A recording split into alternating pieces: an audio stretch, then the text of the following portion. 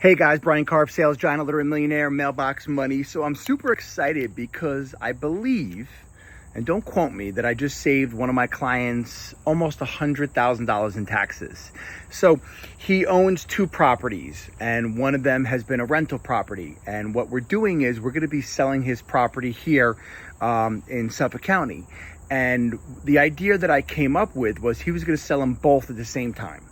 And because he's married and he lives in the United States of America, you guys may or may not know this, but you're allowed to make $500,000 off of your primary residence, right? That's the house that you live in currently. But when you go to sell an investment property, you're going to get taxed at capital gains, and that could change for everybody and can also change depending on who our administration is and what our president does. So we can't really control what that is. But he was going to sell them both. And he was going to be able to use his homeowner's exemption for his current primary residence. And because he's married, he could make $500,000 tax-free. And if you're not married, for us bachelors or people who aren't married, you're allowed to make $250,000. Now, it gets even better. So what I suggested, and he said, sales giant, I never thought about this. You are amazing, and I appreciate that, is what we're going to do is sell his Suffolk County house. He is going to move in to his rental house for 2 years, and then he's going to sell it. He's going to make his rental house his primary residence. Now, as long as you live in the property for 2 years, it's considered a primary residence. So then he gets to use his exemption again. I know, isn't it crazy? So picture this.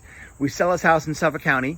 You have a basis, whatever you bought it for, and all the money you have put into it over your 1 year, actually it's got to be more than 2 years. Your 2 years, 3 years, 5 years, 10 years in the house, right? So let's say he bought it for $300,000 and then he's put in another $100,000. His basis is $400,000. And then he's able to make $500,000 tax-free, which would be $900,000 I could sell it for. He could take that $500,000 and run away to the bank with it.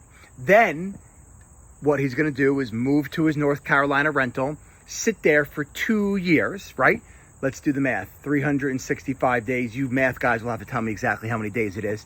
Once he's there for 2 years, he sells it. He's able to get his $500,000 tax exemption again. So I'm very proud of myself because I was able to use all the knowledge that I've retained for the last 15 years of slinging and hustling real estate and give it to one of my clients, which potentially, in my opinion, is going to save him a few $100,000 in taxes.